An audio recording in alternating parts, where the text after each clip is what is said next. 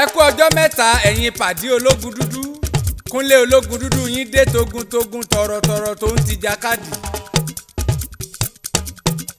Kúnlé ológun dúdú ní jẹ́bóròǹbótó ní jẹ́bóròǹbótó ní jẹ́bóròǹbótó. Ògbójúlógún sọ́mọ àjẹ́níkò bàjẹ́ fúnra rẹ̀ gbórí dúró ológun dúdú ọgbà. Àkànbí dé ọkọ̀ sọ́jà ọkọ̀ òṣèlú gbangba látọkàn ẹkùn tágìrì gbére ẹ̀ níjà. Ọ̀pọ̀ èrò ló ti pè mí lórí aago pé kí n fa síwín sílẹ̀ kí n jẹ́ kẹ́sà bọ́ọ̀dù ọmọ dáwín sí kí wọ́n lè mọ̀ yàtọ̀ láàrin wèrè àti èèyàn gidi. Wọ́n ní kí n dákun jọ̀ kí n fẹ́ sádọ́ọ̀gì ilẹ̀. Ìdí tó lógun dúdú wá ní fi dákẹ́ lórí ẹ sádọ́ọ̀gì ẹ tẹ́tí ẹ gbọ́. Tó bá ṣe pé mo dákẹ́ lórí ọ̀rọ̀ Olúwo Ìwó Olúwo tó ya wèrè sórí mẹ́díà níjọ́sí, tó bá ṣe pé mo dákẹ́ lórí rẹ̀ yóò ti di ẹ sádọ́ọ̀gì nígboro. Ariwo ológun dúdú lọ́rẹ́yìn Babangida, ariwo ológun dúdú ló sinmi Sani Abacha.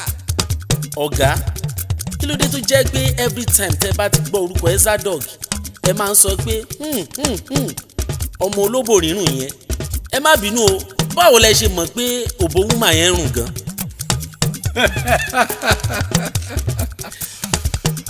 YK àwọn tó débẹ̀ ló ń sọ fún mi, àwọn tó ti débẹ̀ kanlẹ̀ àwọn náà ń sọ fún mi náà. Ọ̀gá, bí àwọn wo gan-an lẹ ń sọ? Wàsíù Àyìndé ńkọ́, Clemento ní Florida, Majek Fashek tó kú ṣògbọ́n, Olúwo of Ìwó ńkọ́. Olúwo of Ìwó kan náà? Yes. A jẹ́ pé ọba yẹn ò dísẹ́ nìyẹn o. Ṣé ó dísẹ́ǹtì ló ń gbá ọba ẹgbẹ́ ẹ̀ létí? Ṣé ó dísẹ́ǹtì ló ń sọ̀rọ̀ àlùbàǹsà sí Ọọ̀ni of Ifẹ̀? Ṣé wọ́n mọ̀ pé Olúwo ò nọ́mà ni? Òótọ́ ni. Bàbá yẹn ò nọ́mà náà. Òótọ́ ni. Àrùn tí ń ṣe Ezadog ó ti sàwọn èèyàn kan rí tá a tọ́jú wọn. Ohun tó jẹ́ ọwọ́jà ni pé yí ọ̀rọ̀ yóò sì sàn lára rẹ̀ làwọn ìdílé bàbá rẹ̀ ń wí. Bàbá rẹ̀ ń pé ta ni ó fi wèrè jọ, ta ni ó fi wèrè jọ. Bàbá kú tán káyé ó tó rí kó ti di bá mi. Ta ló sọ pé Ezadog ò ya wèrè?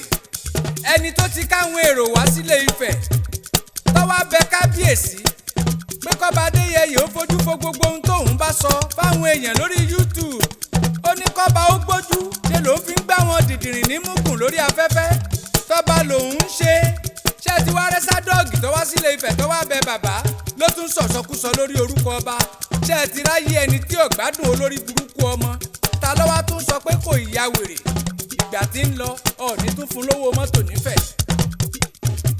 Àrùn tí ń ṣe Ezadog wèrè tí ń ṣe ọwọ́ apẹ́ káráyé ó tó mọ̀ ńlọ́jẹ́ ògbilẹ̀ tó lóró nú. Ẹni tí ò bá ìkú wàláì a sì lè tọ́jú wọn. A ní láti múra sí Ezadog, àní dákẹ́ ṣe bá bíyamọ ní gbogbo ọmọ Nàìjíríà. Tó bá jẹ́ yín lẹ bí Ezadog ṣe lè máa wòran ni. Wèrè wọlé Aláàfin Ọ̀yọ́ ó túlé ká. Ọmọ kékeré tí bàbá ṣẹ̀ṣẹ̀ mú wọlé ọlá ṣe bóun ló lè jáde nílé ọba. Ẹ wo gbogbo ibi tó ti borúkọ Wàsíù Àyìndé jẹ́dé, ó ń bu gbogbo ọba aládé ọmọ Yorùbá, inú yín sì ń dùn. Ètò Ezadog tó yẹ kẹ́ ẹ pa tì kẹ́ ẹ mọ̀ tiẹ̀ wò mọ́ rárá. Ìgbà tí gbogbo yín bá mójú kúrò lórí ètò rẹ̀ kò ní yé gbókọ́. Ẹ dúró ná ṣáàlè rọmọ Haúsá kan tó lè máa ṣe bẹ́ẹ̀ sáwọn ẹ́míà lókè ọya. Wèrè lọmọ Yorùbá tí ń pàtẹ́wọ́ fẹ́ sá bọ́ọ̀dù tínú rẹ̀ ń dùn. Ezadog òpin ti dé bá ọ. Ò ní pẹ́ sinmi ariwo pé wọ́n fẹ́ ṣe ọ́ ní nǹkan. Kì í ṣe pẹ́nikẹ́ni fẹ́ ṣe ọ́ ní nǹkan, ó ṣera rẹ̀ ní gàbádáyá. Tagídí ni wèrè wọ̀gboro tí ọmọ dàlúrú. Ìgbà tó bá wá yá ni ó di jẹ́ntúlẹ́dí nígboro, gbogbo wèrè ní kọ́kọ́ ṣagídí. Ṣùgbọ́n mo mú dá ọ lójú àtàwọn olórí burúkú tẹ́jọ́ ń kóra yín kiri. Kò ní pẹ́ kò ní jìnnà mọ́ tójú yín ó dojú ẹni arọ̀ lóyè. Ológun dúdú yẹ́s, ọ̀kẹ́ ṣoṣo ọmọ líle tó dù á bí. Ọmọ burúkú ni mí títì dí aláṣejù bọnú epo híhó yáyá. Èmi lọmọ tó torí àti hùn bàǹtẹ́ lásán tó fàyà rẹ̀ jóògùn. Ezadog ọláwọn olè kan wá sáàfin Ilé Ifẹ̀. Ó ní wọ́n wá gbádé àrè lọ. Ó ní wọ́n gbádé àrè wọ́n tún kó mọ́tò méjì, àìmọye èrùkẹ̀rẹ̀ tó ní wọ́n kó. Ẹ̀dúró ná sọ́ba Ilé Ifẹ̀ ń lò rùkẹ̀rẹ̀ ni. ààfin ọba wa tó ní wọ́n ti gbé Toyota Camry méjì. Toyota Camry ó kéré sí gbogbo ọkọ̀ tọ́ba Adéyẹyè ń lò.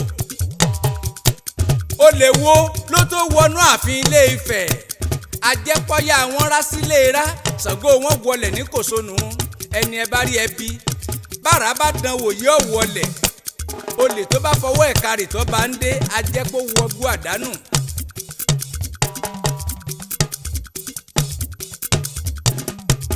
Ọjọ́ táwọn tó wá mo wà nínú ààfin Ilé Ifẹ̀. Bàbá ni mo wá rí. Ọọ̀ni Adéyẹyè ni mò ń bá sọ̀rọ̀ tá a dédé gbáriwo ìbọn lójijì tí gbogbo ilé rọ́ kẹ́kẹ́kẹ́. Báriwo ti sinmi díẹ̀ la jáde síta la bọ́ sí gbangba.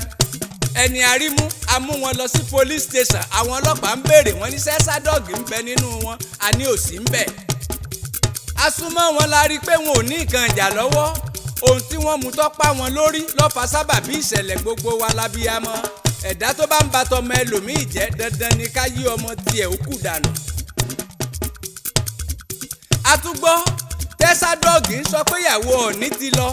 Tó bá tiẹ̀ wá lọ ń kọ́ṣẹ́ wọ̀ ń wọ́kọ ni. Esther Abọ́dẹrìn olóbò rírùn ọ̀fẹ́ wá dóko ọba. Àṣàsí tó ṣe tó mú Wàsíù Àyìndé tó fi tó kó bọnú òbò tí rùn kò lè ran ọba Adéyẹyè Ògúnwùsì. Ìyá ń bẹ nílé, olórí ń bẹ láàfin ọkọ ẹ̀ tí ń jayé ọba. Idán tẹ́ lọ ró nílé Aláàfin Ọ̀yọ́ tẹ́ fi bà Wàsíù Àyìndé lórúkọ jẹ́. Tẹ́ bá lọ gbéṣẹ́ yín wọnú ààfin tàwa ajẹ́pẹ́ gbé jombo. Bèbí ni Naomi, Àṣàsí ò lè ràn ẹ tún lọ dáná yín síbòmíì.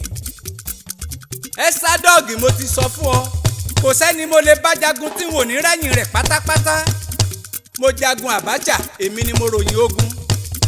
Ẹ̀yin gbúròó Olúwo mọ́ ni, ọba Ìwó ńkọ́ ológun dúdú ló tẹrí ẹ̀ mọ́lẹ̀. Naomi ó ń bẹ láàfin ọkọ rẹ̀ tó ń faṣẹ́ mọtí. Ẹ́sádọ́ọ̀gì ìwọ ló lọ́kọ amúgbó onígbáná tó fi bàtà fọ́ ọ lórí. Ìyàwó mugbó ọkọ mugbáná. Ìyàwó ń jalè ọmọ wọn tún ń jalè nígboro. Ǹlẹ́ o Ẹ́sádọ́ọ̀gì ọlọ́yàn pàǹdọ̀rọ̀. Ta ni jájá mọ́sálásí ẹ sá máa wò wá níran. Gìrìgìrì Ẹ́sádọ́ọ̀gì ò ní pẹ́ tán. Mo ti sọ́pà àtijọ́ wà ní pẹ̀kun òkun ká mọ̀ jagun lọ. Ìgbà tó lùwọ̀ ọba Ìwó wọ wèrè lọ́jọ́sí ṣebí mo wí fún yín para rẹ̀ ọ̀rọ̀.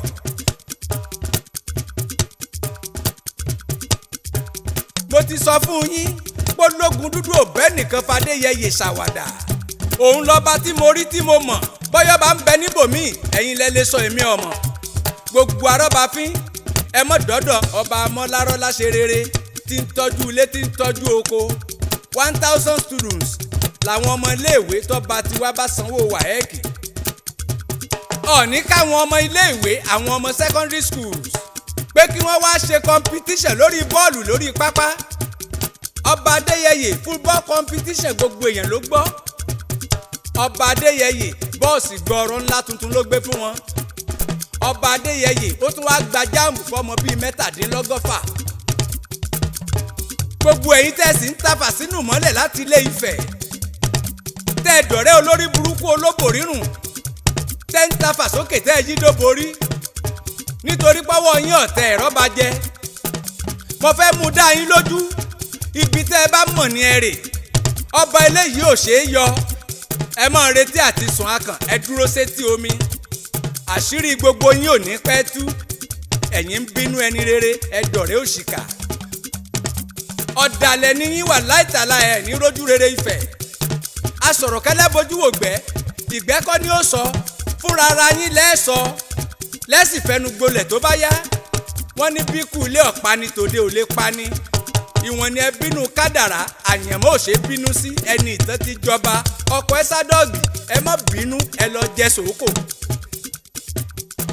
Ẹ̀yin lọ́balọ́ba ẹ̀yin lóyè lóyè ẹ lọ foríkorí. Bóyá tẹ́ ẹ bá fún wọn ní sòókò wọn ò ní bínú mọ́. Gbogbo 5 million naira tá a gbọ́pọ̀ sọ fẹ́ Ẹ́sádọ́ọ̀gì àjẹpọ̀ ti bómi lọ. Jàgínní rondo ọwọ́ ọkọ tẹ̀yàwó agarada ọ̀họ́bì. Ìyá ewé àtẹ̀yìn ọmọ ewé mo fi ń dá yín lójú pé gbogbo yín lẹ́sẹ̀ sí tẹ́ṣẹ́ lẹ́yà kọ́dún tó tán. Ṣé ẹ tún ti gbọ́ wòròwòrò Olúwo nígboro ni? ewé agbẹ́jẹ́ tá a já fólúwo ẹ̀ sádọ́ọ̀gì ló kàn.